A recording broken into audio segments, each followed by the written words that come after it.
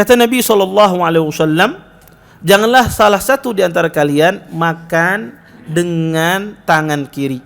Sesungguhnya syaitan itu makan dengan tangan kiri.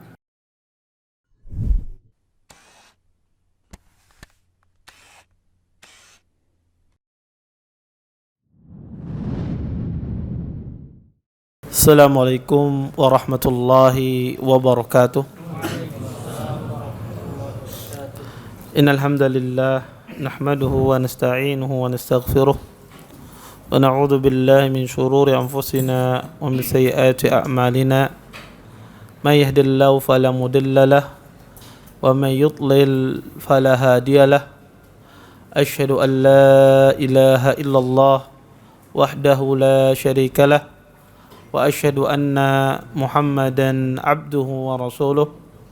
Fa inna asdaqal hadits kitabullah wa khairul hadi Muhammadin sallallahu alaihi wasallam wa syarrul umuri muhdatsatuha wa kullu muhdatsatin fid dini bid'ah wa kullu bid'atin dhalalah wa kullu dhalalatin finnar. Amma ba'd. Bapak-bapak, ibu-ibu, ikhwan dan akhwat yang dimuliakan oleh Allah Subhanahu wa taala, alhamdulillah, segala puji bagi Allah Subhanahu wa taala dengan limpahan nikmat yang begitu besar, di antaranya nikmat iman, nikmat Islam, nikmat kesehatan, sehingga kita semua dimudahkan oleh Allah Subhanahu wa taala untuk bisa berhadir di majelis ilmu. Mudah-mudahan apa yang kita pelajari, apa yang kita tuntut pada malam hari ini mendatangkan keberkahan dari Allah Subhanahu wa taala. Bapak, Ibu, ikhwan dan akhwat yang dimuliakan oleh Allah Subhanahu wa taala, kajian kita pada malam hari ini kita membahas permasalahan yang berkaitan dengan adab, yaitu cara makan sesuai sunnah Rasulullah sallallahu alaihi wasallam. Mungkin di antara kita pernah belajar adab-adab cara makan sesuai dengan sunnah. Tapi tidak ada salahnya kita memperdalam permasalahan ini. Mungkin di sana banyak permasalahan yang mungkin kita tidak mengetahuinya. Oleh karena itu, pada kesempatan ini kita berusaha untuk mendalami adab-adab makan dan minum sesuai sunnah Nabi SAW. Karena perbuatan ini pastilah kita lakukan setiap harinya. Minimal orang itu makan sekali dalam sehari. Maka pasti kita akan makan dan minum di dalam kehidupan sehari-hari. Maka penting rasanya dibahas permasalahan ini. Dan Allah Subhanahu wa taala memerintahkan di dalam Al-Qur'an, seorang muslim disuruh ketika dia makanlah dengan penuh adab. Karena Allah mengatakan, mengingatkan dalam Al-Qur'an, ya ayyuhar rasul kulu minat thayyibat wa'malu salihah.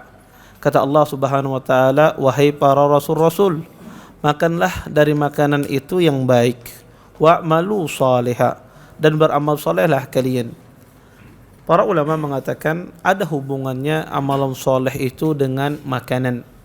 Orang yang tidak memperhatikan adab makan, misalnya dia tidak memperdulikan apa yang dia masukkan di dalam perutnya, itu menyebabkan orang tersebut menjadi malas dia beramal. Salah satu orang itu malas beramal saleh akibat perutnya dipenuhi dengan sesuatu yang haram. Dia memakan dari sesuatu yang Allah haramkan atau mencari rezeki dari sesuatu yang haram. Maka itu sangat berpengaruh pada amal soleh seseorang. Makanya Allah Subhanahu wa taala memperingatkan di dalam ayat ini kepada para rasul-rasul agar mereka memakan dengan makanan yang tayyib, makanan dengan makanan yang halal. Kemudian Bapak Ibu, di antara sunnah seseorang ketika dia makan, dijelaskan di dalam hadis Nabi sallallahu alaihi wasallam bahwasanya Rasulullah SAW melarang seseorang itu makan dengan bersandar. Disebutkan di dalam hadis Abu Juhaifah radhiyallahu taala anhu, kata beliau, kuntu inda Rasulillah sallallahu alaihi wasallam faqala li rajulin indahu la akulu wa ana muttaki'un. Kata Abi Juhaifah, aku pernah bersama Nabi sallallahu alaihi wasallam. Pada saat itu beliau berkata kepada seorang laki-laki di dekat beliau, kata beliau, la akul wa ana muttaqiun. Sesungguhnya saya tidak makan dalam kondisi bersandar. Para ulama menjelaskan yang dimaksudkan bersandar di sini adalah, para ulama menjelaskan di antaranya ada dua penafsiran yang dimaksudkan larangan bersandar di sini. Pertama adalah maksudnya adalah dia bertumpu pada salah satu tangannya. Ketika dia makan, dia bertumpu dengan tangan kanannya sembari makan, atau dia makan dengan bertumpu dengan tangan kirinya, kemudian dia makan. Ini makna dari ittika dari hadis ini. Sebagian ahlul ilm menafsirkan makna ittika di sini adalah sebagaimana ditafsirkan oleh Imam Al-Khattabi rahimahullahu taala. Kata beliau, makna ittika di sini adalah seseorang makan, dia duduk di atas kasur atau duduk di atas permadani, duduk di atas bantal, ya, kemudian dia makan. Karena orang yang duduk biasanya makan di atas kasur biasanya makannya banyak. Ya. Kenapa? Karena dia dalam kondisi lapang, dalam kondisi siap untuk memakan sesuatu dengan jumlah yang banyak. Makanya Khattabi mengatakan ketika dia kondisi makan di atas, dia duduk di atas sesuatu yang seperti permadani ataupun bantal dan semisalnya. Tetapi wallahu a'lam, penafsiran yang benar adalah yang dimaksudkan ittika di sini bersandar, bertumpu dengan salah satu tangan. Ketika dia makan sambil behereng, kemudian dia makan. Maka ini dilarang oleh Nabi sallallahu alaihi wasallam. Larangan di sini sifatnya adalah makruh. Sifatnya adalah makruh, tidak sampai kepada haram, tetapi disuruh kita untuk menghindarinya. Dan juga di antara bentuk duduk yang dilarang ketika kita makan adalah disebutkan dalam sebuah hadis, dia makan dengan munbatihun ala batnih. Dia makan sambil tiarap, sambil melihat HP di kasur sambil makan. Ya, maka ini dilarang di dalam hadis Nabi sallallahu alaihi wasallam. Bahkan Nabi sallallahu alaihi wasallam mengatakan, naha Rasulullah an mat'amain. Sesungguhnya Nabi melarang dua jenis, ya, bentuk orang makan. Di antaranya Nabi SAW menyebutkan wa ayyakul wa huwa munbatihun ala batnih. Dia duduk, dia makan dalam kondisi tengkurap atau tiarap. Maka ini dilarang oleh Rasulullah bentuk makan semacam ini. Kemudian yang kedua, di antara sunnah yang diperhatikan ketika seseorang makan adalah Nabi SAW ketika beliau makan, beliau membaca bismillah. Disebutkan di dalam sebuah hadis, ada seorang gulam, ada seorang anak, ketika dia makan kemudian tangannya sana kemari. Kemudian anak kecil ini ditegur oleh Nabi SAW, ya gulam sammillah. Kata Nabi, wahai anak kecil, makanlah kalian dengan menyebut nama Allah Subhanahu wa taala. Maka kata para ulama, menyebut bismillah ketika makan ini disuruh. Dan ulama berselisih, menyebut bismillah ketika makan ini wajib apa sunnah. Wallahu a'lam, yang kuat di dalam masalah ini adalah membaca bismillah itu hukumnya wajib ketika seorang makan. Karena Nabi SAW mengatakan sammillah, bacalah dengan menyebut bismillah. Kemudian ketika kita membaca bismillah ini, apakah kita membaca bismillah saja ataukah disempurnakan dengan bismillahirrahmanirrahim? Maka zahir hadis kita mencukupkan hanya membaca bismillah saja, tidak menyempurnakan bismillahirrahmanirrahim. Dan banyak hadis Nabi SAW mengatakan demikian. Kemudian membaca bismillah ini kapan kita baca bismillah? Karena kadang subhanallah, orang itu kalau dia makan di rumahnya, kalau bininya rajin memasak, hidangan banyak di depan. Ya, dikasih ini. Tapi kalau bininya pengoleh sih sebuting aja, ya, menunya. Taib. Kadang orang itu dihidangkan di hadapannya itu banyak macam hidangan, ya. Ada ayam bakar, kambing guling, ya, tahu penyet misalnya. Maka banyak hidangan di depannya. Taib. Apakah setiap makan hidangan itu dia membaca bismillah? ataukah dia membaca bismillah itu hanya pada pertama kali saja? Para ulama mengatakan membaca bismillah ini hanya pada pertama kali saja. Walaupun dia memakan beraneka ragam makanan di depannya, maka dia cukup membaca bismillah saja. Cukup satu kali dia baca, kecuali di dalam dua kondisi. Kita mengulang membaca bismillah ini di dua kondisi. Pertama, ketika kita meninggalkan tempat tersebut. Pian makan, membaca bismillah, kemudian pian pergi, misalnya ada tamu atau menjawab telepon sambil berjalan, kemudian setelah itu balik lagi ke meja makannya. Maka di sini disunnahkan ke kita makan lagi disunnahkan membaca bismillah. Kondisi yang kedua adalah kondisi ketika makanan itu diangkat, dihidangkan makanan baru. Jadi di makanan kita disediakan di meja kita beraneka ragam makanan. Kita makan membaca bismillah. Kemudian tuan rumah misalnya melihat, oh ini sudah habis, diambil, diganti dengan yang baru, atau dikasih misalnya biasa setelah makan dikasih teh misalnya, maka disunnahkan kita membaca bismillah lagi. Sesuatu yang disajikan baru, atau sesuatu makanan diangkat kemudian ditaruh yang baru, maka disunnahkan seseorang itu dia membaca bismillah. Ini dua kondisi kapan kita mengulang membaca bismillah. Kemudian di antara faedah seseorang membaca bismillah, bahwasanya dia makan tidak didampingi oleh syaitan. Karena kata Nabi SAW, inna syaitan yastahillu ta'am alla yadhkur smallahi alaih. Sesungguhnya syaitan, kata Nabi SAW, sesungguhnya syaitan dia menghalalkan makanan kecuali makanan tersebut disebut dengan nama Allah Subhanahu wa taala. Ketika orang menyebut nama Allah, maka syaitan tidak ikut makan bersamanya. Taib, bagaimana kalau seandainya lupa membaca bismillah? Orang lupa membaca bismillah, apa yang harus dia lakukan? Disebutkan di dalam sebuah hadis Aisyah, kata Nabi SAW, idza akala ahadukum falyadhkur ismallahi ta'ala. Jika kalian makan, kata Nabi SAW, maka hendaklah kalian menyebut nama Allah. Fa in nasiya ayadhkur ismallahi ta'ala, dan jika seandainya dia lupa menyebut nama Allah Ta'ala, maka hendaklah dia mengatakan bismillahi fi awwalihi aw akhirihi. Hendaklah dia mengatakan bismillahi fi awwalihi wa akhirihi, atau bismillahi awwaluhu wa akhiruhu.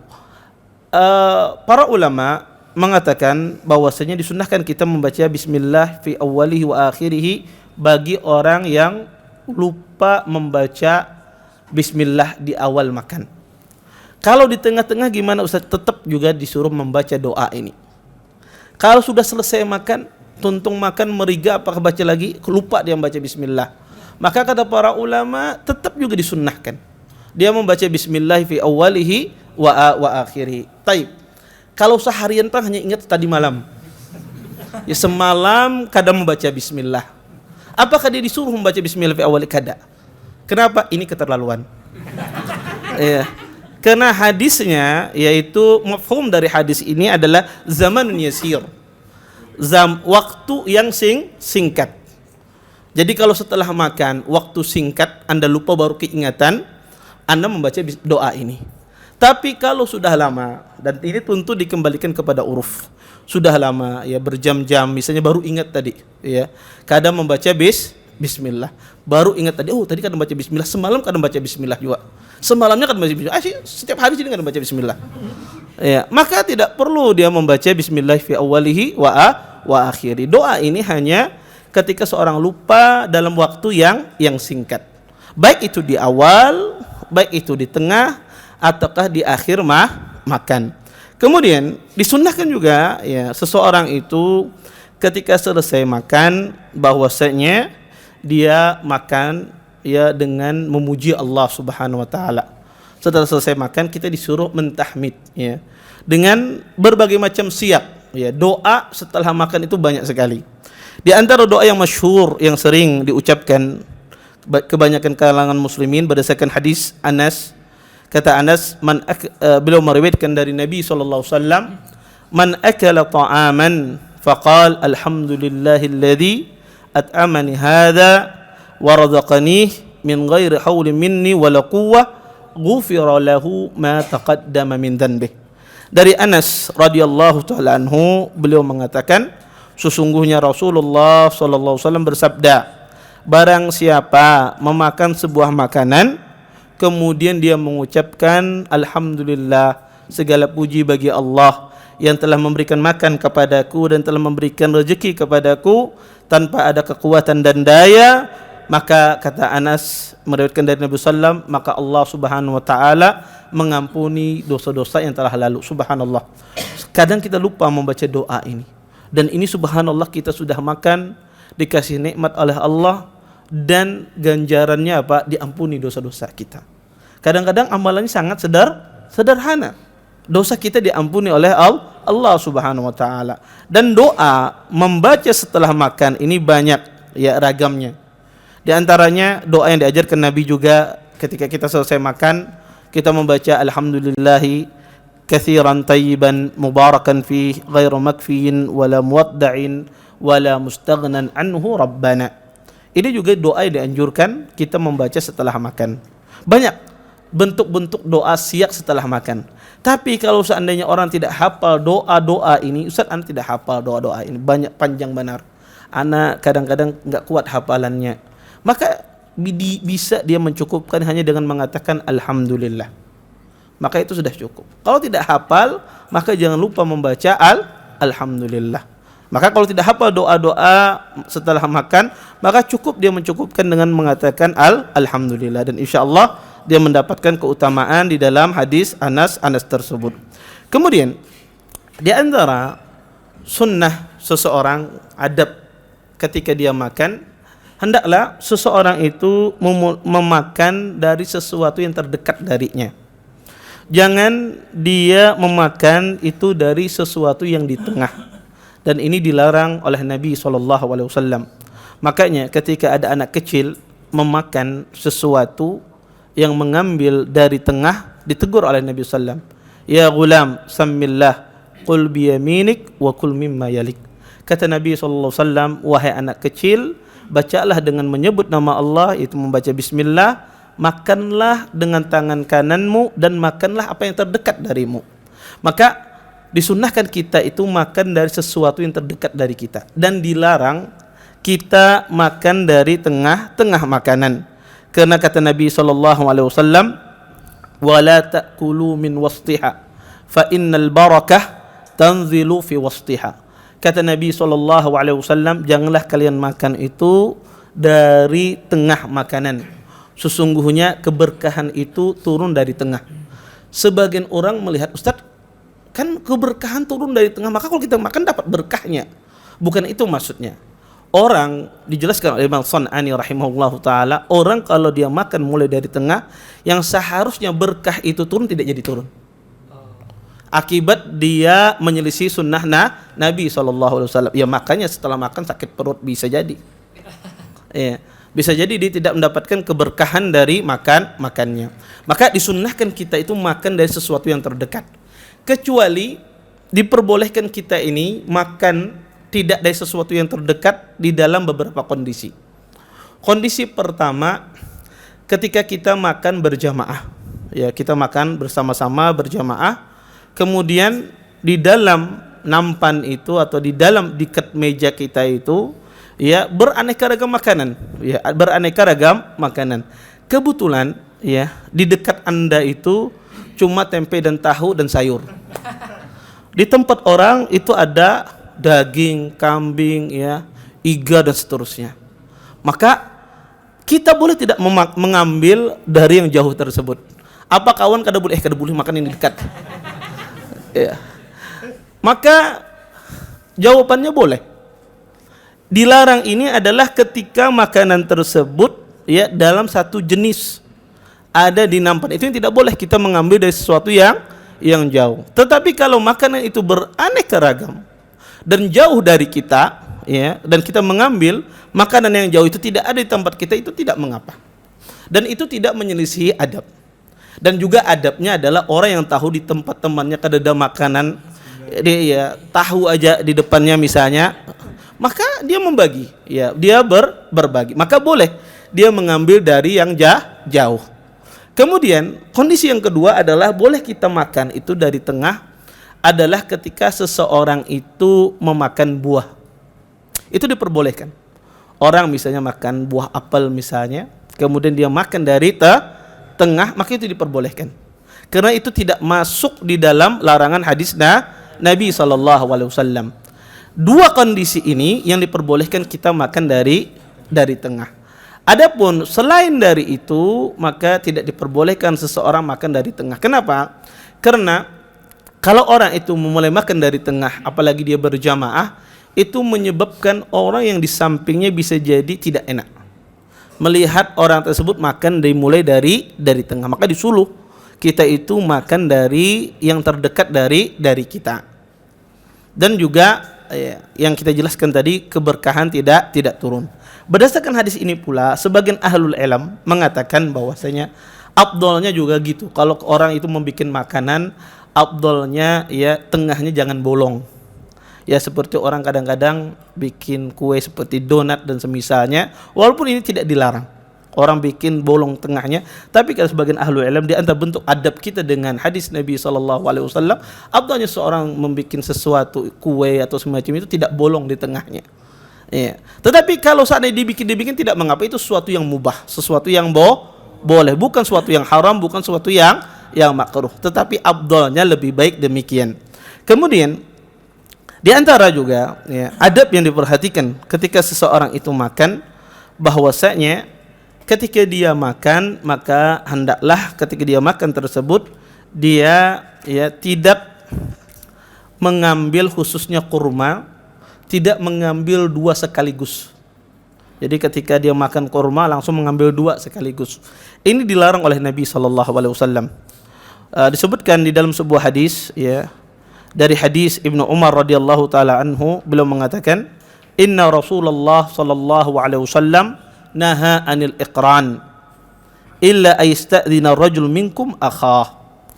Kata Abdullah bin Umar, sesungguhnya Rasulullah SAW melarang seseorang memakan kurma itu dengan dua sekaligus, mengambilnya dua sekaligus, kecuali dia minta izin dengan saudaranya. Hadis ini hadis yang sahih. Hadis ini menjelaskan bahwasanya orang kalau dia makan disajikan kurma, maka dilarang kita mengambil dua sekaligus. Disuruh kita mengambil satu. Apalagi makanannya sedikit. Kurmanya dikasih 10, yang datang 15. Sidin mengambil 2. Maka apalagi makan sedikit, kata para ulama, lebih lagi dilarang seseorang mengambil sekaligus, kecuali dia tidak makan berjamaah. Dia makan sendiri, maka tidak ada masalah, atau diizinkan oleh kawannya. Maka sebab itu pula kata ahlul ilm, buah yang biasanya dimakan satu-satu, maka tidak boleh diambil dua sekaligus.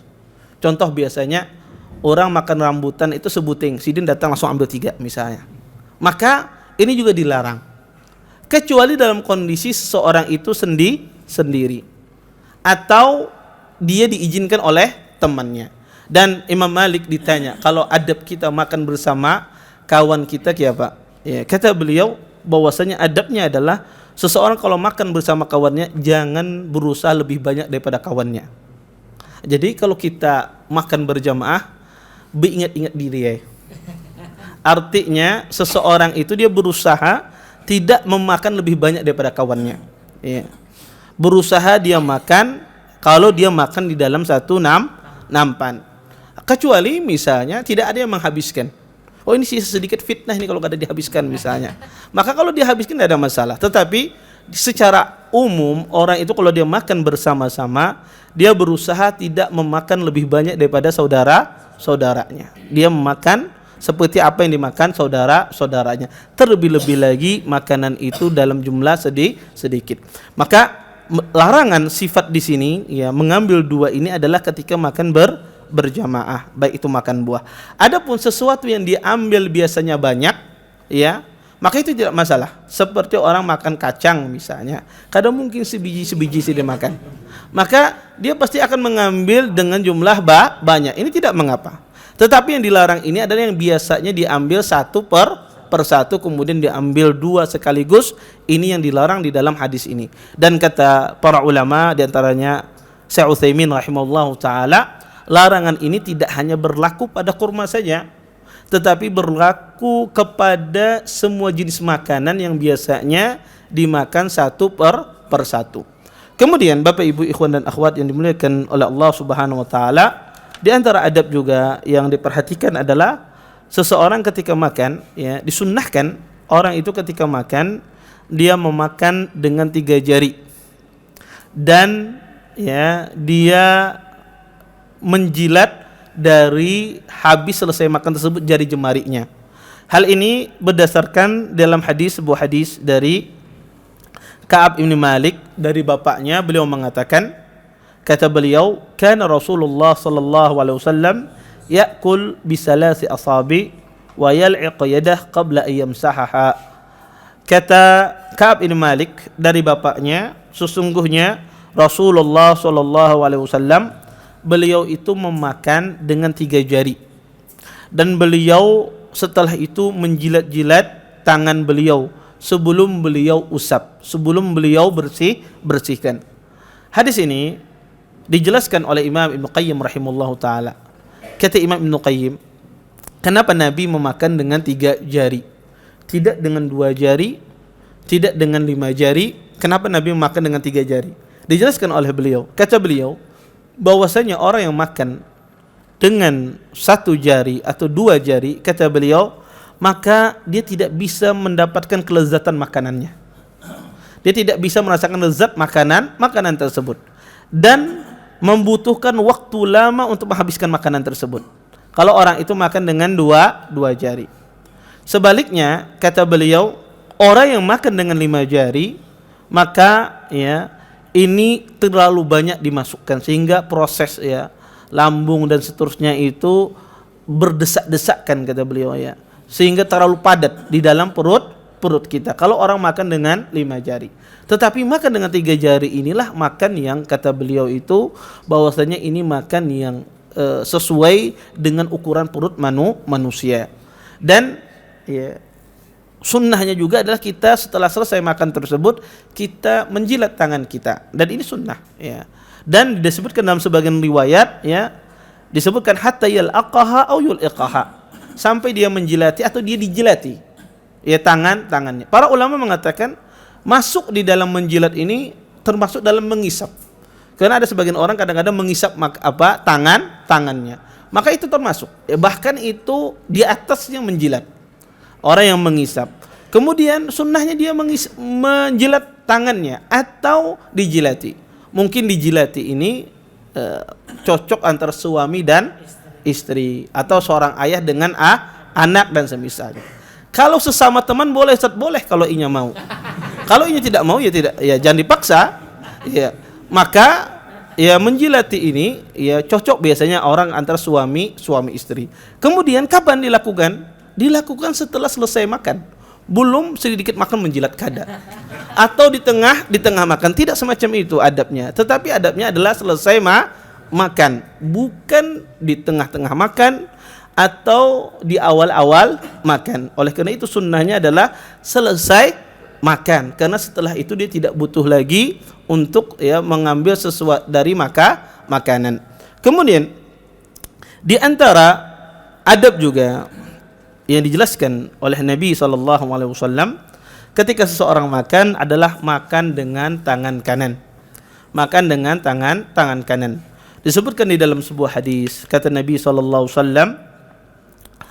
Nabi mengatakan kepada anak kecil ketika dia makan tangannya kemana-mana, kata Nabi SAW, ya gulam, sammillah, kul biyaminik. Kata Nabi, wahai anak kecil, makanlah dengan tangan kananmu. Ini perintah dari Nabi untuk kita makan dengan tangan kanan. Dan juga ada larangan dari Nabi SAW seseorang itu makan dengan tangan kiri. sebagaimana berdasarkan hadis Jabir radhiyallahu taala anhu. Beliau mengatakan, sesungguhnya Rasulullah sallallahu alaihi wasallam bersabda, "La ta'kulu bishimal, fa inna syaitan ya'kulu bishimal." Kata Nabi sallallahu alaihi wasallam, janganlah salah satu di antara kalian makan dengan tangan kiri.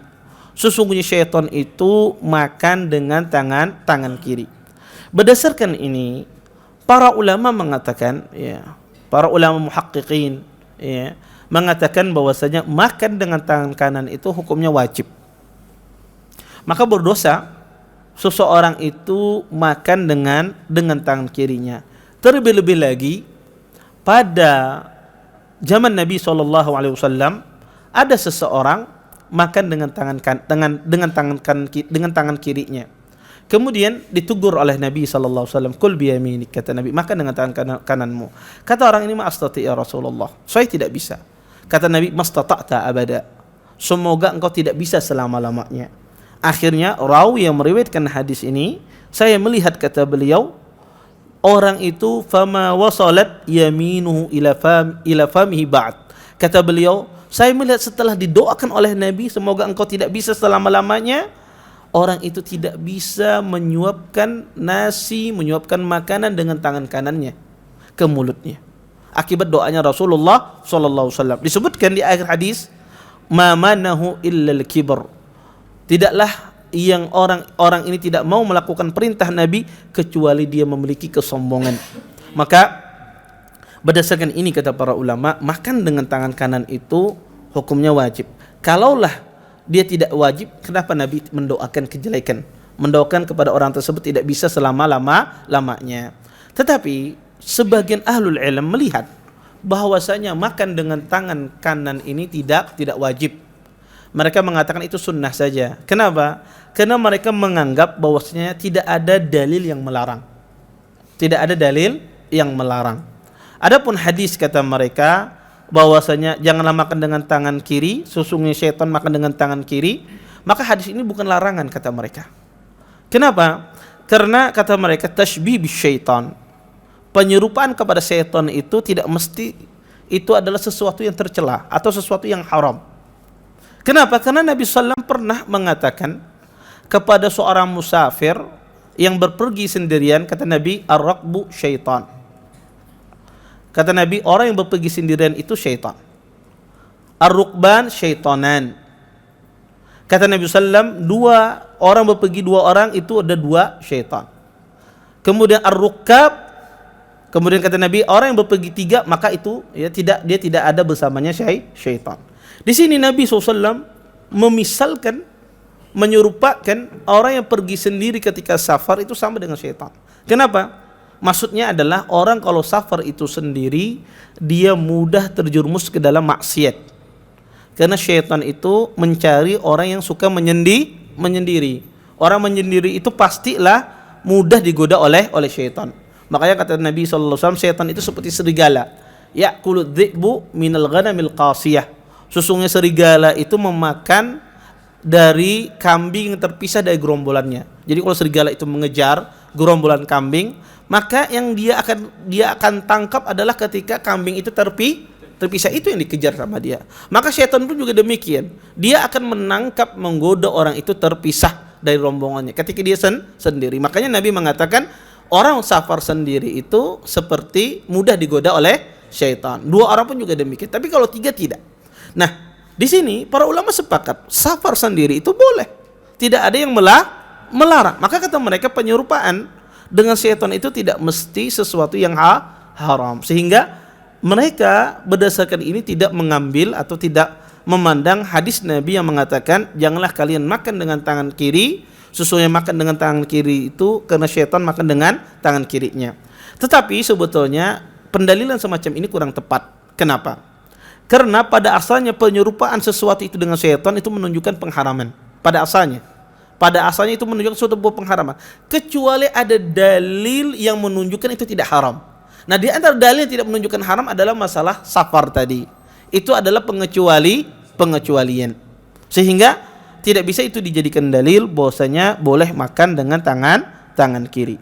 Kemudian juga hadis Nabi SAW ketika mendoakan orang tersebut bahwasanya orang tersebut tidak makan ya kecuali Nabi doakan agar dia tidak bisa makan dengan tangan kanannya. Kata mereka karena orang itu tidak makan akibat ya dia sombong. Ya kalau dia tidak sombong maka tidak mengapa makan dengan tangan kirinya. Tapi kita katakan tidak demikian. Ya, tidak demikian. Karena pada asalnya perintah itu ya sifatnya umum. Baik itu kondisi apapun, kalau diperintahkan maka sifatnya umum, tidak ada pengecualian. Oleh karenanya makan dengan tangan kanan ini hukumnya wajib. Tidak boleh seseorang makan dengan tangan kirinya. Nah, kadang ada sebagian orang itu ya kebingungan. Kadang dia bingung. Ustadz, saya ini makan dengan tangan kanan, ya. Tetapi ketika minum saya makan dengan minum dengan tangan kiri. Kenapa? Kata mereka, karena Ustadz, kalau saya makan minum dengan tangan kanan, kayaknya kadang beradab ya, rigat cangkirnya dan apa macam, kadang nyaman dilihat oleh orang. Akhirnya kadang-kadang orang itu minum dengan tangan kirinya. Padahal sebetulnya tidak demikian. Kalau dia berpikir sedikit, dia habis minum itu pasti dicuci orang juga. Tidak ada bedanya dia minum dengan tangan kanan ataukah dia minum dengan tangan kiri. Tidak ada orang kalau menyajikan minuman diminum dengan tangan kiri kada dibasuh, kada mungkin. Pasti akan dicuci oleh orang. Kalau itu bahan yang mudah dibuang, ya maka pasti akan dibuang oleh orang. Kemudian ada sebagian kadang-kadang minum itu ya dengan tangan kiri, tetapi supaya tidak di tangan kiri dia menaruh di atas tangan kanannya. Ya, padahal ini sebetulnya dia makan dengan tangan kiri aja. Ini manipulasi aja sebetulnya. Ya sebetulnya kalau dia tidak ada ini sebetulnya gelasnya tidak akan jatuh. Coba kalau lepas jatuh gelasnya. Ya, maka sebetulnya tetap orang itu minum dengan tangan kanan apapun kondisinya. Maka kita minum dengan tangan. Karena inilah yang disunnahkan oleh Nabi sallallahu alaihi wasallam. Kemudian di antara juga adab yang dijelaskan oleh Rasulullah SAW ketika kita sedang makan adalah bahwasanya Nabi SAW melarang seseorang itu minum dari famusiqa. Nabi SAW melarang kita ketika kita minum itu dari mulutnya bejana. Maka kalau ada bejana yang besar, maka dilarang kita minum dari mulut bejana tersebut. Adzan? Belum? Baik. Nabi SAW melarang kita minum dari mulut bejana tersebut. Baik. Para ulama mengatakan tidak boleh seseorang itu minum dari mulut bejana. Seperti teko misalnya, cirat, kemudian aqua yang besar, tidak boleh kita minum ya dari mulutnya kalau seandainya bejana tersebut diminum oleh orang lain. Kalau bejana tersebut diminum oleh orang lain, maka tidak boleh kita minum dari mulutnya. Maka harus dituangkan di gelas. Yang kedua adalah kalau seandainya bejana tersebut ya tidak terlihat. Ya, dia tidak terlihat karena kita tidak tahu apa yang ada di dalamnya. Makanya para ulama mengatakan bejana yang tertutup itu tidak boleh diminum langsung walaupun sendiri. Kenapa? Karena kita tidak tahu apa yang terlihat. Bisa jadi di dalamnya mungkin ada kecoa misalnya, kita tidak tahu. Ya, ketika seseorang meminumnya secara langsung. Makanya dilarang oleh Nabi seseorang minum dari bejana langsung. Kecuali tadi dalam kondisi pertama dia sendirian, tidak ada yang ikut minum di bejana tersebut. Kemudian yang kedua adalah bejana tersebut terlihat dari luar, ya. Maka dalam kondisi semacam ini para ulama mengatakan tidak mengapa seseorang minum dari mulut bejana tersebut. Kemudian juga disunnahkan ketika seseorang itu makan ya dan minum ya, bahwasanya dia hendaknya ketika dia makan dan minum tersebut dianjurkan untuk berusaha dia duduk ya, berusaha dia duduk ketika makan dan minum. Hal ini disebutkan di dalam beberapa riwayat, di antaranya adalah hadis Anas radhiyallahu taala anhu, beliau mengatakan naha Rasulullah sallallahu alaihi wasallam ayyashraba qa'iman. Sesungguhnya Rasulullah SAW melarang seseorang itu minum dalam kondisi duduk. Sebagian ulama mengatakan larangan di sini sifatnya bukan tahrim, bukan pengharaman dan juga bukan makruh. Tetapi larangan di sini sifatnya adalah khilafu aula. Khilafu aula itu artinya adalah kalau dilakukan secara duduk itu lebih baik ketimbang berdiri.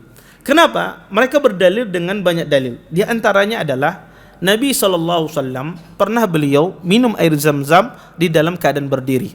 Di antaranya adalah hadis Abdullah bin Abbas. Kata Abdullah bin Abbas, "Saqaitu Rasulullah SAW min zam-zam fashariba wa huwa qa'imun." Kata Abdullah bin Abbas, sesungguhnya aku pernah menuangkan air untuk Rasulullah SAW dari air zam-zam, ya. Kemudian beliau minum dalam kondisi berdiri. Dan banyak dalil. Bahkan disebutkan sebagian sahabat itu makan semangka dalam kondisi berdiri sambil lempar-lemparan. Iya, para sahabat Nabi SAW. Maka wallahu a'lam, pendapat yang paling benar dalam masalah ini adalah makan dan minum berdiri itu khilafu aula. Artinya orang itu afdalnya makan dan minum dalam kondisi duduk. Kalau ada orang makan dan minum dalam kondisi berdiri tidak haram, tidak juga sampai makruh, tetapi afdalnya dia hendaknya makan dan minum dalam kondisi duduk. Artinya tidak berdosa dan tidak dicela orang makan dan minum dalam kondisi berdiri. Terlebih-lebih lagi ada hajah, ada kondisi tertentu. Di antara juga hal yang dianjurkan oleh sebagian ahlul ilm, ketika seseorang makan itu hendaknya ketika dia makan itu jangan diam. Berusaha dia juga berbicara ketika dia makan. Kenapa? Karena itu bentuk kita menyelisih adat orang Aajim. Ya, bahwasanya Imam Ahmad rahimahullahu taala pernah beliau makan bersama Ishaq ibnu Ibrahim. Ya, kemudian dikasih kepada Imam Ahmad makanan. Kemudian beliau membaca bismillah, kemudian beliau menyebut alhamdulillah. Kemudian kata Imam Ahmad, membaca, ya, berbicara makan dengan menyebut sesuatu itu lebih baik ketimbang seorang makan hanya diam saja. Maka sebetulnya kalau Anda ada yang bisa dibicarakan, dibicarakan, tidak ada masalah. Kadang ada sebagian orang itu ketika makan itu dia fokus makan saja. Ya, tidak mau berbicara.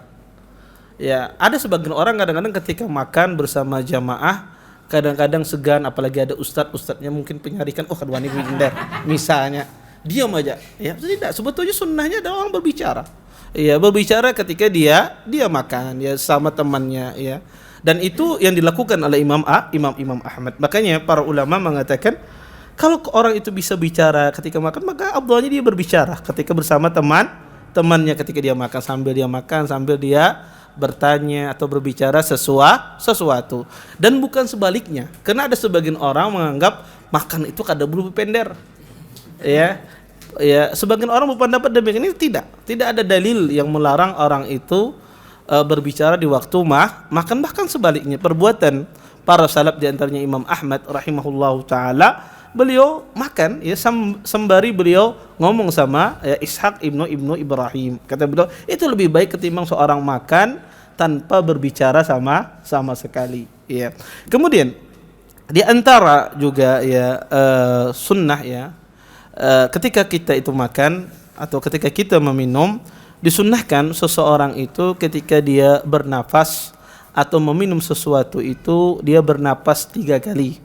Ya, kalau dia ingin meminum sesuatu, ingin ya, dia menghabiskan, maka hendaklah dia minum dengan 3 kali nafas. Ya, dia minum, kemudian dia bernafas, dia jauhkan ya cangkirnya dari tempat bibirnya, kemudian dia minum lagi, kemudian dia bernafas, kemudian dia minum lagi, semacam itu. Kalau disunnahkan demikian. Tetapi boleh juga orang minum dengan sekali nafas dia habiskan, tidak mengapa, dan itu diperbolehkan, kedua-duanya diperbolehkan. Bukan orang yang minum gok-gok kada boleh, tidak.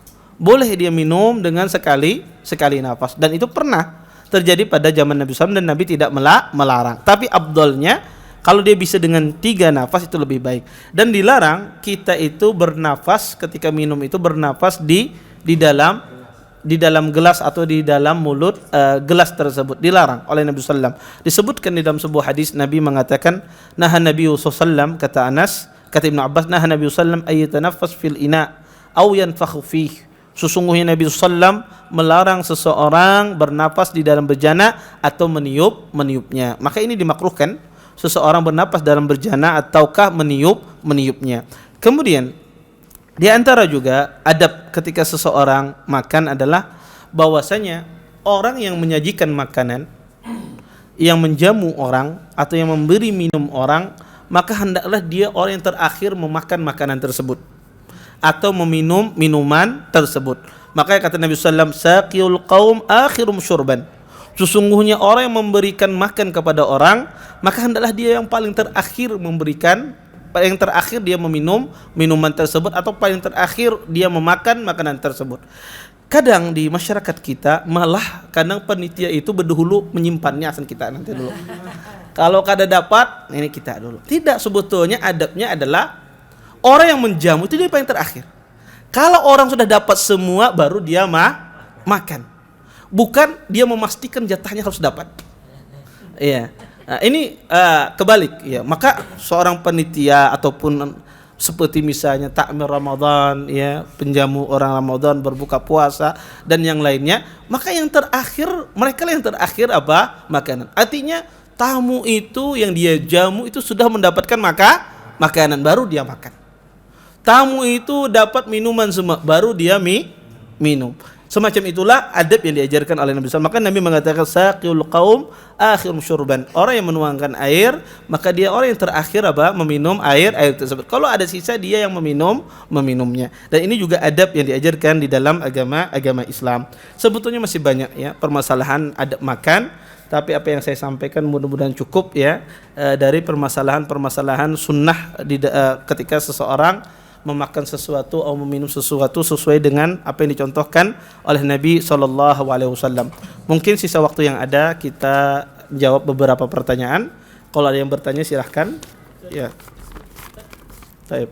Tadi kan baca sebelum makan tuh baca Bismillah kan, yang kuat tuh hukumnya wajib. Kemudian kita baca berarti dosa lah itu. Kalau seandainya lupa tentu tidak berdosa. Rabbana la tu'akhidna in nasina. Ya Allah, jangan hukum kami kalau kami salah. Tapi kalau dia ingat tapi tidak mau membaca bismillah, berdasarkan pendapat ulama yang mewajibkan, maka berdosa. Maka dia berdosa tidak membaca bismillah. Dan ini pendapat Ibnu Hazm. Dan ini pendapat ini sangat kuat sekali karena tidak ada yang memalingkannya kecuali jumhur berdalil bahwasanya itu bagian bab dari adab. Bagian bab dari adab, mereka berdalil amr di dalam babul adab itu menunjukkan istihbab. Tetapi pendapat yang paling benar di kalangan ulama usulul fiqh, amr, perintah di dalam adab ataupun yang lain adab itu sama. Semuanya menunjukkan kewajiban. Kecuali ada qarinah, dalil yang memalingkan dari makna wajib itu. Wallahu a'lam. Taib, ada lagi?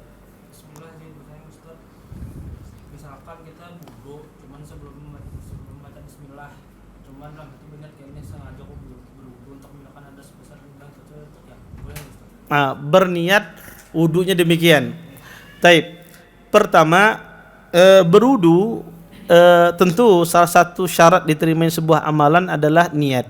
Nabi mengatakan innamal a'malu binniyat. Kata Nabi SAW, sesungguhnya setiap amalan itu harus disertai dengan niat. Maka kalau ada orang berwudu tanpa niat, maka wudunya tidak sah. Karena amalan itu ibadah itu harus disertai niat. Tetapi permasalahannya, niat itu di mana letaknya? Pertama, niat itu letaknya di hati. Dan niat itu tidak dilafazkan kecuali di dalam satu kondisi, yaitu ketika kita berhaji atau ketika kita sedang berumrah.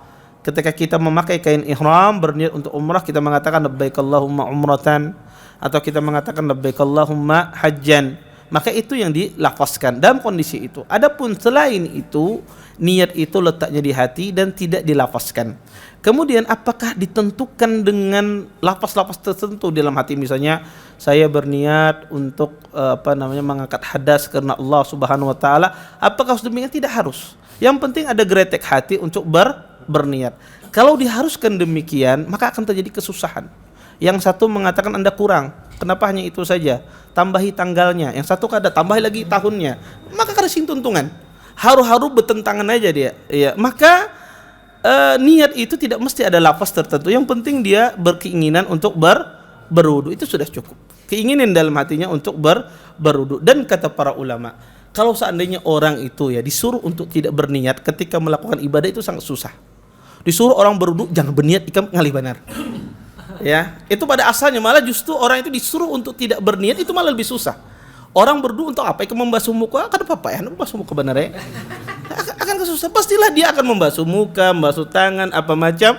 Pastilah dia ingin berwudu, ingin salat. Ya. Kecuali orang hendak bertepungas ini lain. Tapi orang kalau membasuh muka, membasuh tangan, mengusap kepala, disuruh untuk apa? Ikan bukan apa ya? Pasti dia ingin apa? Salat. Dia pengen dia wudu. Maka sebaliknya kata ahlul ilm, orang itu disuruh untuk tidak berniat itu tentu lebih susah ketimbang dia disuruh untuk berniat. Maka tidak ada lafaz tertentu, yang penting ada keinginan dalam hati untuk berwudu, ya sudah cukup itu. Wallahu a'lam. Baik. Ada yang lain? Ini ada pertanyaan, izin bertanya Ustadz. Tidak boleh makan bersandar. Apakah boleh bersandar dengan kursi di belakang, menyandari kursi atau dinding? Maka yang dilarang ini adalah tadi kita jelaskan, yang maksud bersandar di sini adalah bertumpu pada salah satu tangan. Adapun dia misalnya makan di dinding, menyandar, maka tidak masuk dalam larangan hadis ini. Tapi dimaksudkan adalah dia bertumpu pada tangannya, misalnya seperti ini. Kemudian dia makan, ya. Atau ada bantal di sampingnya, kemudian dia berittika. Kemudian ada orang mungkin bertanya, Ustadz, kalau di meja pengki apa? Kalau di meja, orang makan di meja dia tidak bertumpu. Ya. Orang yang makan meja dia sekedar menaruh tangannya. Beda dengan orang yang bertumpu. Bertumpu itu bebannya di sebelah kiri. Kalau di meja, kalau dia bertumpu pasti kepalanya jatuh. Ya, ya kalau dilepas kepalanya jatuh. Tapi orang kalau dilepas tangannya tidak. Ya karena dia tidak bertumpu. Makanya tidak termasuk di dalam larangan hadis Nabi SAW. Kemudian, bolehkah mendahulukan puasa Syawal sebelum qada? Dan apakah tetap mendapatkan pahala puasa setahun penuh? Ini masalah khilaf ya di kalangan para ulama. Bolehkah mendahulukan puasa sunnah sebelum mengqadha puasa? Tentu jawaban ini perlu diperinci. Pertama, dia qadha puasanya qadha puasa apa? Karena ada sebagian wanita atau sebagian laki-laki qadha puasanya adalah sudah lewat. Utang puasanya sudah lewat, berlalu 1 tahun. Ya, kemudian dia ingin qadha di puasa Syawal, maka kita katakan tidak boleh dia puasa Syawal, qadha puasanya. Kenapa? Karena waktu mengqadha itu sudah lewat. Nah, ini lain hanya masalah dia adalah qadhanya belum lewat, masih setahun lagi. Nah, ini yang khilaf di kalangan para ulama. Wallahu taala alam, afdalnya adalah orang itu kalau dia bisa mengqadha terlebih dahulu, itu yang lebih baik. Mengqadha baru dia berpuasa Syawal. Tapi kalau seandainya tidak bisa karena utang puasanya banyak, atau orangnya ini semangatnya itu datangnya kadang-kadang, ya kalau qadha pasti aja digawi, kalau puasa Syawal ini kali digawi, misalnya demikian. Semangatnya kadang, imannya kadang naik, kadang turun. Akhirnya dia takut kalau dia mengqadha kada sempat tegawi Syawal, atau dia takut tidak semangat lagi menggawi puasa sunnah. Maka apakah boleh dia mendahulukan puasa Syawal? Maka insya Allah boleh. Apa dalilnya Ustaz? Pertama, dalilnya adalah hadis Aisyah. Kata Aisyah radhiyallahu taala anha, bahwasanya kata Aisyah, saya tidak bisa mengqadha puasa saya kecuali pada bulan Sya'ban. Aisyah tidak bisa mengqadha puasa Ramadan beliau kecuali bulan Sya'ban. Padahal sebelum bulan Sya'ban itu banyak puasa-puasa sunnah.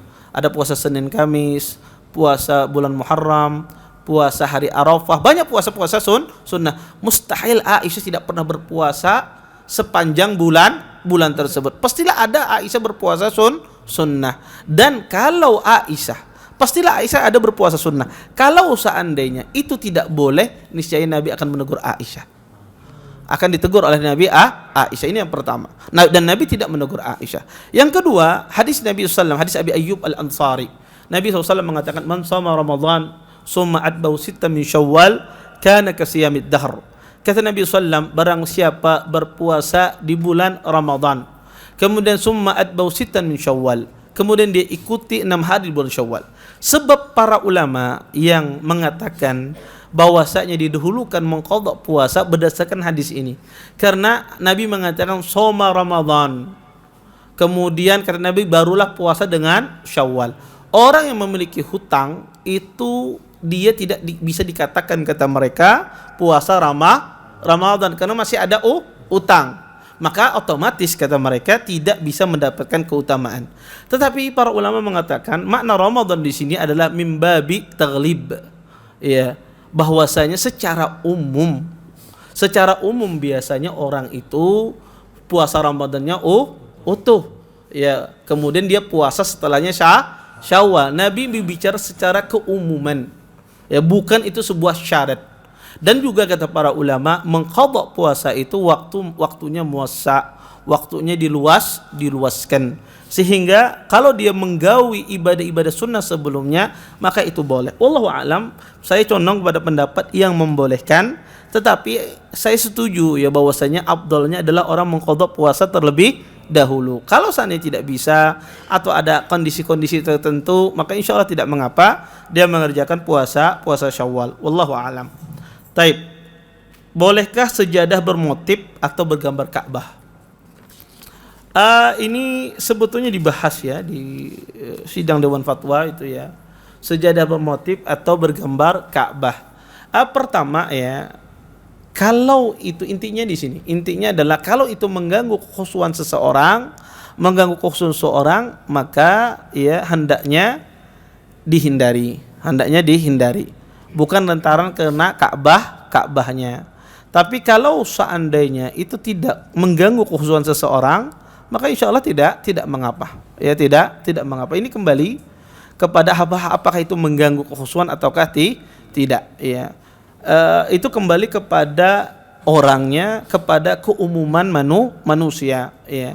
Dan tidak bisa dipukul rata. Ada sejadah bermotif, ya, orangnya tidak terganggu atau banyak orang tidak terganggu. Ada sejadah yang bermotif, mungkin kebanyakan orang terganggu dengan banyak motifnya sehingga dia tidak bisa khusyuk di dalam salatnya. Maka ini tidak bisa digeneralkan, tidak bisa dihukumi semua, ya. Karena ada sejadah yang bermotif tapi tidak mengganggu, ya. Ada sejadah yang bermotif mungkin mengganggu pada sebagian orang, tidak mengganggu pada sebagian orang, ya. Hukum itu diambil pada kebanyakan orang, ya. Dan kita dalam masalah semacam ini melihat hukum aghlabiyah, hukum secara umum. Kalau seandainya itu mengganggu atau ada keyakinan tertentu, misalnya kalau saya melihat Ka'bah tambah khusyuk salat ulun Ustaz, ya tambah. Nah ini juga tidak boleh. Kenapa? Karena ini membawa keyakinan tertentu. Kalau melihat bunga teratai, ingat mati aja ulun. Motifnya misalnya sejadahnya. Kalau lihat Ka'bah saya tambah khusyuk salatnya. Ini tidak boleh. Kalau ada keyakinan tersebut atau meyakini itu lebih khusyuk, lebih apa, ini yang tidak boleh. Atau dia terganggu dengan gambar tersebut, mengganggu kekhusyuannya, ini juga dianjurkan diganti dengan yang lain. Tapi kalau tidak terganggu, maka tidak mengapa. Maka antum cari jamaah, tanya jamaah. Kalau ada sejadah bermotif terganggu kada pian, kada sudah ya. Kalau si ikum terganggu sudah suruh pindah sholat di masjid lain. Ya, misalnya kalau dia terganggu apa macam. Maka kalau kebanyakan orang tidak terganggu dengan hal tersebut, tidak mengapa, berarti itu tidak mengganggu kekhusyuan seseorang. Adapun untuk menyamakan pendapat sebagian orang, ya ada kawa, semua orang harus sama, kada kawa. Pasti ada yang berbeda. Wallahu a'lam. Taib, ada lagi yang lain? Tadi kan yang bermotif kalau orangnya itu merasa lebih khusyuk kan tidak boleh Ustaz. Tapi kalau sajadahnya itu polos dan dia merasa khusyuk, nah itu bagaimana Ustaz? Terima kasih. Iya. Pertama, orang yang sejadah polos, dia bukan karena sejadahnya polos dia merasa khusyuk, tetapi tidak ada yang mengganggu dia. Maka jarang orang sejadah polos lebih khusyuk dengan sejadah polos. Bukan itu maksudnya, tapi maksudnya adalah tidak terganggu dia dengan sesuatu. Maka itu tidak mengapa. Ya tidak ada masalah di dalam masalah ini. Kalau ada sejadahnya polos atau sejadahnya empuk, harum, merasa khusyuk dia. Sejadahnya bau kada khusyuk dia. Dan itu wajar. Orang merasa bau, misalnya sejadahnya mencium, kemudian dia tidak khusyuk. Karena itu mengganggu kekhusyuan seseorang. Bukan berarti sejadah harum kada boleh, sejadah bau kada boleh juga. Sejadah apa yang boleh akhirnya? Ya maka bukan itu maksudnya, tapi maksudnya adalah kadang kenyamanan sesuatu itu menjadikan kita lebih nyaman, lebih khusyuk. ya orang sholat di karpet sejadah ya dia lebih khusyuk ketimbang sholat di atas tehal ya dan semarma kena kedinginan dan semisalnya, sehingga kenyamanan sesuatu kadang-kadang membantu orang khusyuk. Tapi yang kita maksudkan tadi, dia ada keyakinan tertentu ketika dia melihat Ka'bah dia menjadi tambah nyaman, tambah, nah ini yang tidak boleh. Kalau tidak ada keyakinan tertentu dan dia melihat Ka'bah tidak tidak mengganggu kekhusyuannya, maka insya Allah tidak mengapa. Wallahu a'lam. Baik. Ada yang lain? Ini masalah tadi kan, kalau kita makan kan misalkan lebih sedikit dari saudara kita. Ada di daerah-daerah tertentu, di daerah kami itu mayoritas di sana itu kalau dihabiskan makanannya itu mereka menganggap itu dimuliakan. Mereka dimuliakan. Jadi kalau misalnya pestanya tidak habis, biasa kacau suami istri anggap tidak enak. Kalau habis itu bangga, bahkan sampai ngutang itu kebanggaannya di situ, karena dihabiskan. Apalagi kalau jam makan orang datang terus tidak makan, malah itu bisa jadi musuh. Berarti dianggap dihina makanannya. Kalau bisa, ini bagaimana Ustaz kalau itu? Terus yang kedua, ini saya pernah mengalami apa salah. Kalau kita makan, sering kita makan sambil cerita itu, ada sebagian orang itu makanan itu keluar dari mulutnya kalau dia cerita. Jadi kalau orang begini biasa tidak sambung kalau dia cerita. Kalau misalnya makanannya tidak keluar dia cerita terus tidak keluar, kadang jatuh di piring saya. Kalau tidak keluar itu saya sambung cerita. Apa saya salah? Terus yang ketiga panitia tadi yang misalnya takmir masjid, kalau misalnya menyiapkan buka puasa, kan mereka terakhir, kalau tidak cukup kasihan mereka tidak makan. Yang saya tanyakan kalau lebih apa boleh mereka bawa pulang? Iya. Iya. Itu aja. Iya. Pertama ya tentang masalah kita tamu ya dikasih makanan, kemudian apakah sunnahnya makanan yang dihidangkan itu dihabiskan apa seperti apa? Pertama ya, sunnahnya dalam adab bertamu itu kalau orang menghidangkan makanan, sunnahnya kita langsung makan, tidak menunggu tuan rumah mempersilahkan. Karena tuan rumah itu ketika menaruh makanan itu tujuannya untuk dimakan. Kalau dia tujuan untuk tidak dimakan, dia tidak akan menyurungi kita. Dia akan simpan itu makanan. Iya. Maka ketika dia mengeluarkan makanan itu pasti dia ingin untuk dimakan. Adabnya itu orang kalau menyuruh makanan tidak perlu nunggu dia suruh, langsung kita makan, ada masalah. Dan itu adabnya demikian. Iya. Dan tuan rumah pun demikian, senang dia. Dan tuan rumah pada asalnya dia senang kalau makanan itu dihabiskan. Tetapi apakah ini secara mutlak? Tidak. Kadang itu kembali kepada kondisi uruf. Kadang orang mengeluarkan misalnya nastar dalam toples. Akhirnya wah ini sunnahnya dihabiskan di bawah bulik kada. Sunnahnya ada bil ma'ruf. Makan sesuai dengan ma'ruf, dengan ma'rufnya adat kita semacam itu. Nah, karena emang sengaja disajikan dengan jumlah banyak, ya karena semacam itu adatnya demikian. Tapi bukan adatnya itu dihabiskan sampai total. Ya akhirnya sih dia isuk pin datang kan dibukainya lagi pintu. Ya.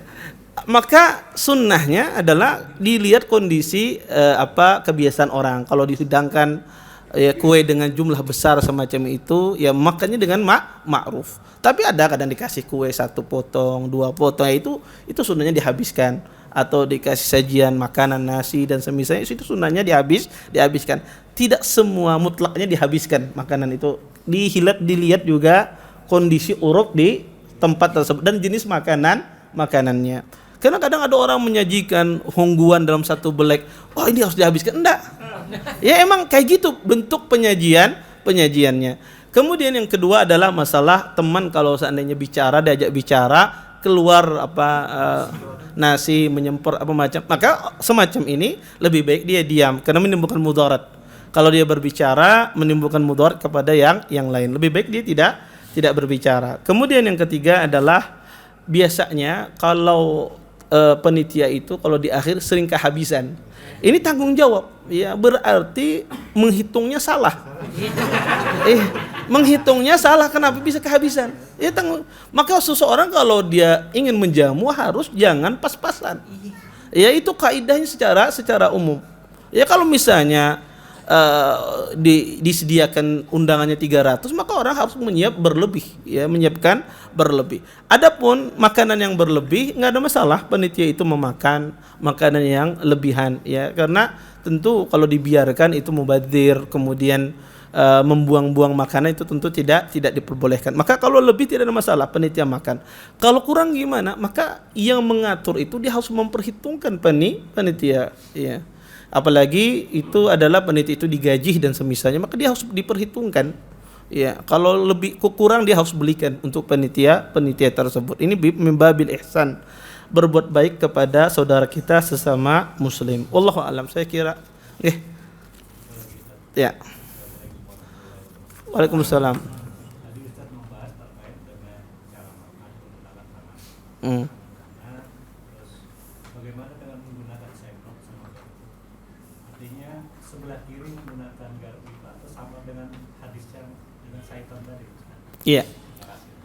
Pertama, yang dilarang itu adalah ketika makannya. Jadi ketika makan. Tapi kalau membantu dengan tangan kiri kita, misalnya makan daging misalnya, ya, kemudian dia tusuk dengan garpu, kemudian dia potong dengan pisau gitu. Kemudian tapi dia makan dengan tangan kanan, tidak ada masalah. Karena dilarang itu ketika makannya, bukan ketika seseorang proses untuk untuk menyuap. Tapi ketika makannya itu memasukkannya itu harus dengan tangan kanan. Adapun garpu dan semisalnya membantu kita untuk memotong sesuatu ketika makan, maka tidak ada masalah. Tidak termasuk di dalam hadis makan dengan tangan kiri. Wallahu a'lam. Saya kira cukup, ya. Kita tutup dan doakan majelis. Subhanakallahumma bihamdika asyhadu an la ilaha illa anta astaghfiruka wa atubu ilaik. Assalamualaikum warahmatullahi wabarakatuh. Terima kasih, jazakumullah khairan wa barakallahu fikum. Video ini dibuat atas partisipasi dari donasi Anda. Semoga menjadi amal jariah bagi Anda semuanya.